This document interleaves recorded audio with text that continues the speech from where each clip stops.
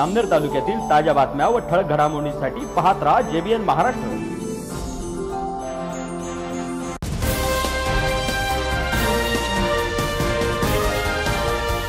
जळगाव जिल्ह्यातील रावेर तालुक्यात काल सायंकाळी 5 ते 6 वाजेच्या दरम्यान वादळाने तडाखा दिला। त्यात तालुक्यातील 31 गावांच्या शिवारात 686 शेतकऱ्यांचे 342 हेक्टरवरील पिकांचे नुकसान झाले आहे। याबाबत कृषी विभागाने प्राथमिक अंदाजाची आकडेवारी महसूल प्रशासनाकडे दिली आहे। तालुक्यात संध्याकाळी 5 ते 6 वाजेदरम्यान वादळी वाऱ्यासह पाऊस झाला। यामुळे चिनावलसह विवरा, वडगाव, उटखेडा, वाघोदा, निंभोरा परिसरात हजारो केळीखोड घडासहित जमीनदोस्त झाल्याने लाखो रुपयांचे नुकसान झाले आहे। परिसरात घरांची पत्रे, विजेचे पोल पडून मोठे नुकसान झाले आहे।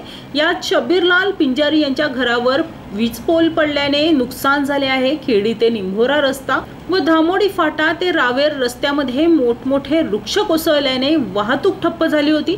दसनूर, उदळी, बलवाडी, तांदलवाडी येथे केळी पिकाचे नुकसान झाले आहे। मस्कावत दसनूर रस्त्यावर झाड पडल्याने सायंकाळी उशिरापर्यंत वाहतूक बंद होती।